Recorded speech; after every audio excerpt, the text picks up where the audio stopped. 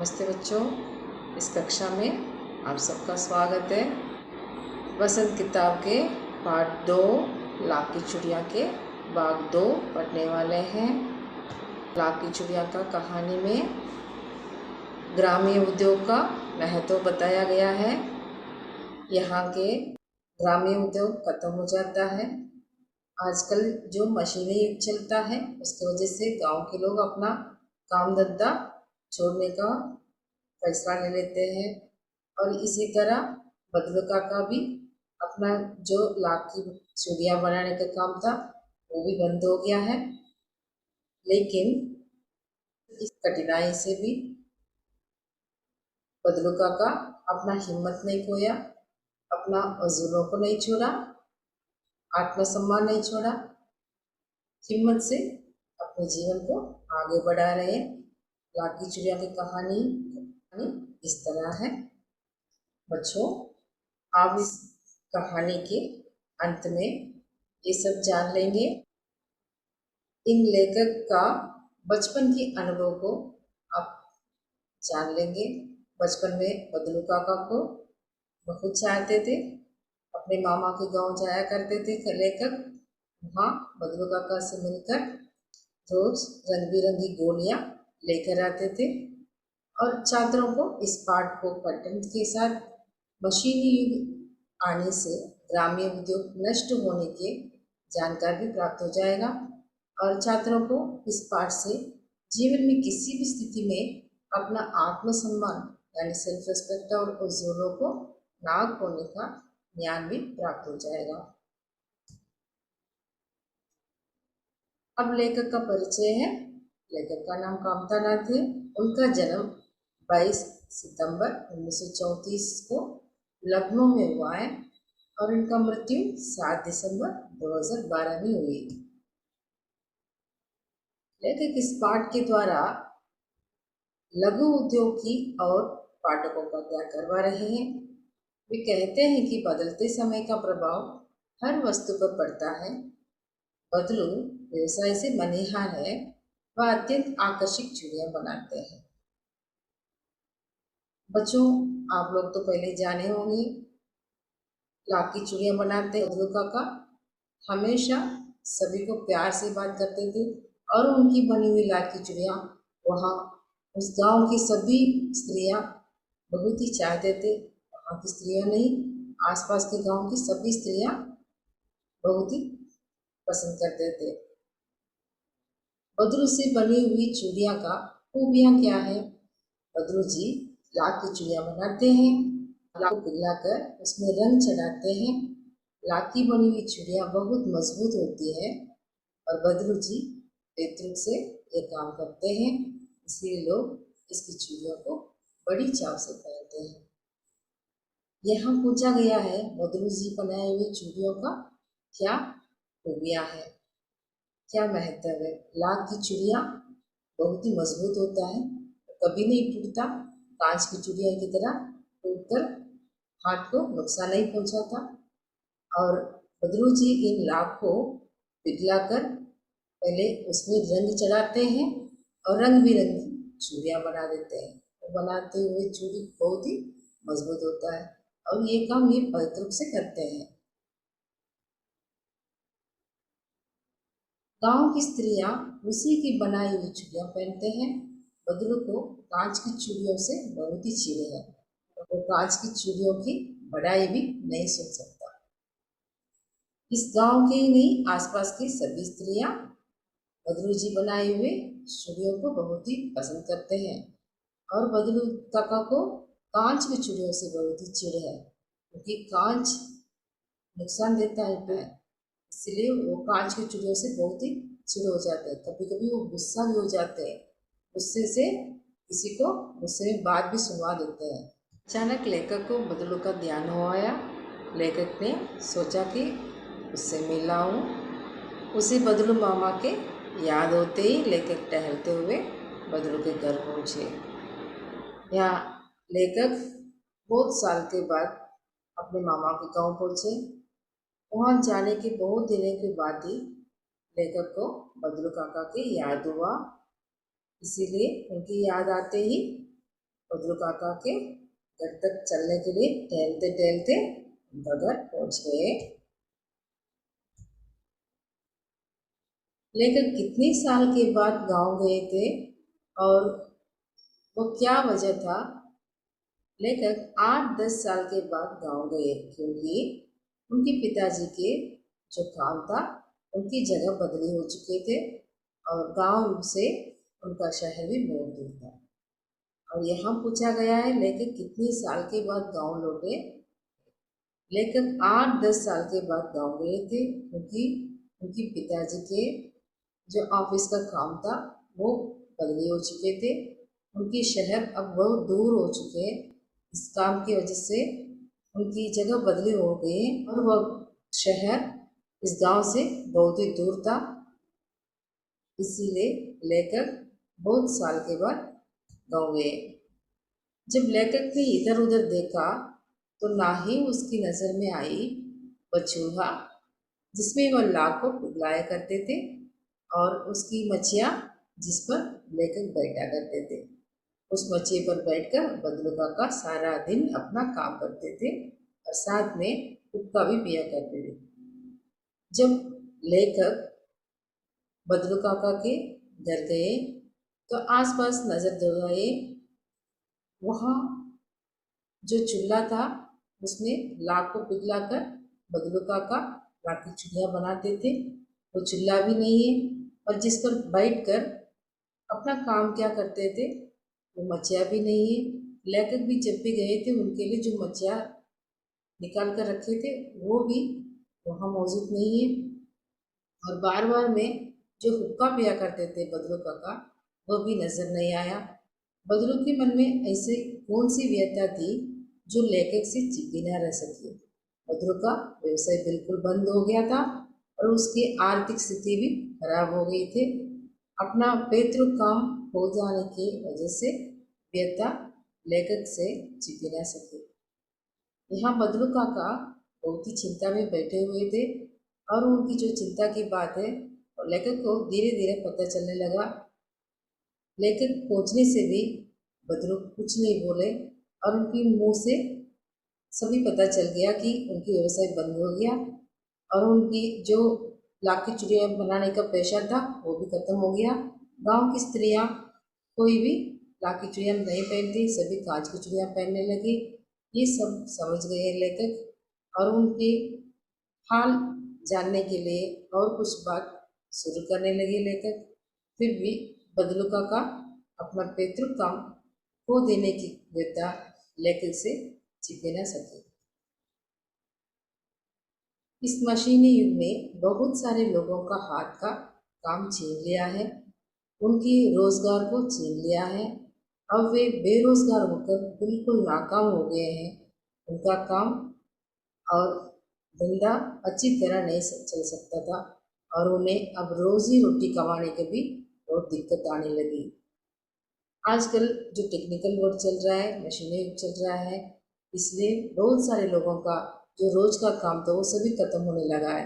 ग्रामीण उद्योग बिल्कुल बंद होने लगा है। रोजगार भी उनके हाथों से छीना गया है। अब वे सभी बेरोजगार हो गए।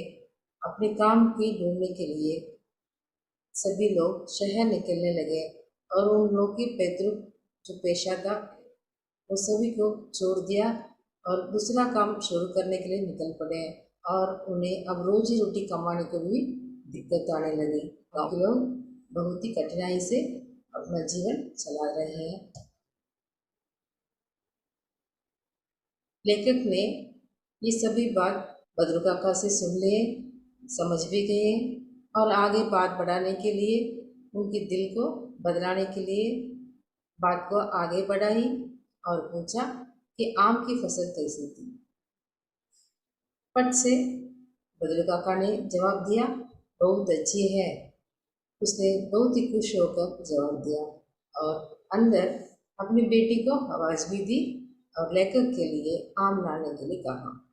उसकी बेटी रज्जू अंदर से एक डलिया में बहुत से आम लाकर दे आई। लेखक जब भी गांव जाते थे उनकी खातिरदारी बदरू काका बहुत खूब तरह करते थे। जब उनके घर में गाय का दूध होता है, उनकी मलाई निकाल कर लेखक को दिया करते थे। और उनके खेत में जो आम की फसल होती है, उस समय में हर दिन 4-5 आम लेकर खा लेते थे। ये सभी याद करके लेखक को बदलू जी ने उनकी बात समझकर उनकी जवाब दिया, हाँ फसल तो बहुत अच्छी है और खूब सारे आम भी लगे हैं। ये कहकर अंदर से अपनी बेटी रज्जू को आवाज़ दी और लेखक के लिए कुछ आम लाने के लिए भी कहा। उसकी बेटी रज्जू भी बहुत सारे आम एक डलिया में रखकर लेकर आई। जब रज्जू ने 4-5 आम लेकर मेरे ओर बढ़ा दिए, आम लेने के लिए मैंने हाथ बढ़ाया तो मेरी निगाह एक क्षण के लिए उसके हाथों पर टिटक गई। गोरी गोरी कलाइयों पर लाकी चिड़िया बहुत ही हो रहे थे। जब मैंने आम लेने के लिए अपने हाथ को बढ़ाया तो उसकी गोरी गोरी कलाइयाँ मेरी नज़र में आई। बहुत ही सुंदर सुंदर लाकी चिड़िया उन पर थे।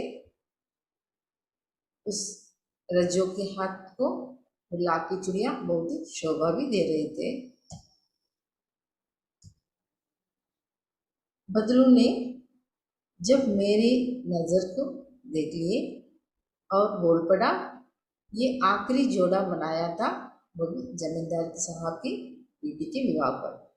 10 आना पैसा मुझको दे रहे थे। मैंने कह दिया कि मैं ये जोड़ा नहीं दूंगा और कह कर आया शहर से ले आओ।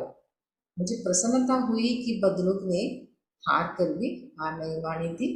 उसका व्यक्तित्व कांच की चूड़ियों जैसा नहीं था कि आसानी से टूट जाए। जब लेखक रज्जू को देख रहे थे, उसी समय बदलू की नज़र भी लेखक के नज़र से मिली तो लेखक के भाव समझ गए और उस समय बदलू ने बोल पड़ा कि वही आखिरी जोड़ा था जमींदार बेटी की विवाह पर बनवाया था। जमींदार ने उसे सिर्फ 10 आना दे रहे थे, पर बदलू ने वो जोड़ा नहीं दिया और कहकर भी आए, तुम इस 10 आने से शहर से लाठी चुड़िया लेकर आओ। और ये सभी बात सुनते ही लेखक को बहुत ही प्रसन्नता हुई कि बदलू ने हार कर भी हार नहीं मानी और उसका व्यक्तित्व तो कांच की चूड़िया जैसे नहीं था कि आसानी से टूट गए। लेखक बदलू को किस हाल में देखा और बदलू कैसा था। जब लेखक ने बदलू को देखा तो वह बहुत ही कमजोर था और काट पर लेटे हुए कांस भी रहे थे। फिर भी बदलू अपने आत्मसम्मान को नहीं छोड़ा, हिम्मत के साथ अपने जीवन में आगे बढ़ने की राह चुन ली। यहाँ पूछा गया, लेखक बदलू को जब दूसरी बार देखने गए थे तो वो किस साल पर था और बदलू कैसा था। जब लेखक बदलू को देखने गए तो बदलू बहुत बूढ़ा हो चुके थे, कमजोर हो चुके थे और काट पर लेटे लेटे खांस भी रहे थे। और फिर भी इतनी बुरी हाल में भी वह अपने आत्मसम्मान को नहीं छोड़ा। जमींदार की बेटी के जो विवाह पर बनवाया वो चूड़ी उसने 10 आना में देने के मंजूर नहीं था और अपना आत्मसम्मान नहीं छोड़ा और हिम्मत के साथ अपने जीवन में कोई दूसरा काम शुरू करने के लिए आगे बढ़ने की राह चुने। मशीनें के आ जाने से कई लोगों की आमदनी न रहा, लोग बेरोजगार हो गए हैं, पैतृक व्यवसाय बंद हो गया है। यहाँ मशीनी युग ने कितने हाथ गांठ दिए, इस पंक्ति में लेखक ने बदलू की दशा की और संकेत किया है। लाठी चिड़ियों का व्यवसाय बंद हो गया है, इसका उसके जीवन पर बहुत ही प्रभाव पड़ा है। आजकल जो मशीनें आने से लोगों की जो आमदनी है वो बंद हो गई है, सभी लोग बेरोजगार होने लगे और उनके पैतृक व्यवसाय से भी बंद हो गया है। और लेखक बदलू की इस बुरी दशा को संकेत करते हुए मशीनी युग ने कितने हाथ काट दिए हैं ये पंक्ति कहा है, क्योंकि इस मशीनी युग की वजह से बदलू काका के जो लाठी चूड़ियाँ बनाने के व्यवसाय था वो भी बंद हो गया है, इसीलिए उसके जीवन पर बहुत ही बुरी प्रभाव पड़ा है। जैसा कि मशीनी युग की वजह से काम धंधा बंद हो गया है था, लेकिन वह हार नहीं माने, वह पीछे नहीं हटे। उसका व्यवहार कांच की चूड़ियों की तरह नाजुक नहीं था कि आसानी से टूट जाए। वह बहुत ही कठोर परिश्रमी था। मशीनी युग से गांव के लोगों में कैसा परिवर्तन आए। मशीनी युग से गांव के लोग अपने पुराने धंधे को छोड़कर नए उद्योग ढूंढने लगे। उनके रोजगार धीरे धीरे बंद होने लगा। पुरानी वस्तुओं के महत्व मिटने लगा। यहाँ मशीनी युग से गांव के लोगों में कैसा परिवर्तन आए, इस सवाल में जवाब इस तरह है। मशीनी युग से गांव के लोग अपने पुराने धंधे से भी छोड़ दिए हैं। गांव के लोग अपने पुराने धंधे को छोड़कर नए उद्योग के लिए गांव को छोड़कर सभी शहर निकलने लगे। उनकी रोजगार खत्म होने की वजह से आमदनी खत्म हो गया है। पुरानी वस्तुओं के महत्व भी धीरे धीरे मिटने लगा है। इस पाठ के द्वारा लेखक ने बदलू के स्वभाव, उसके सीधेपन और विनम्रता को दर्शाया है। अंत में लेखक ये भी मानते हैं कि कांच की चूड़ियों के आने से व्यवसाय में बहुत हानि हुई है। फिर भी बदलू का व्यक्तित्व कांच की चूड़ियों की तरह नाजुक नहीं था जो सरलता से टूट जाए। इस पाठ के द्वारा लेखक ये कहते हैं कि बदलू के स्वभाव, सबसे प्यार करते थे बदलू जी और सभी को खातिरदारी अच्छी तरह करते थे। वो सीधे आदमी था, वो किसी से लड़ने वाला नहीं था, बहुत ही विनम्रता आदमी था। अंत में लेखक ये भी मानते हैं कांच की चूड़ियों के आने से उनके व्यवसाय में बहुत ही बुरी प्रभाव पड़ा था। फिर भी वो अपने पैतृक काम को भूले नहीं, अपने व्यक्तित्व भूले नहीं। उनके व्यक्तित्व कांच की चूड़ियों जैसे जल्दी टूटने वाला नहीं था, वो मजबूत था लाख की चूड़ियों की तरह। वो इसीलिए अपने जीवन में और कोई नया रास्ता लेकर आगे बढ़ने लगे। तो बच्चों, आप लोग लाख की चूड़ियाँ कहानी से ये समझते हैं कि हर समय हम लोग हिम्मत से और आत्मबल से, सेल्फ कॉन्फिडेंस से कोई भी काम करना चाहिए। बदलू काका की तरह कभी भी किसी भी स्थिति में अपने आत्मबल को नहीं खोना चाहिए। उसी तरह बच्चों, आप लोग भी दृढ़ विश्वास से कोई भी काम करना चाहिए। आपको ये कहानी पसंद आया होगा। अभी इस पाठ को यहीं समाप्त करते हैं। हम फिर से एक नए पाठ से आपसे मिलेंगे। तब तक के लिए धन्यवाद।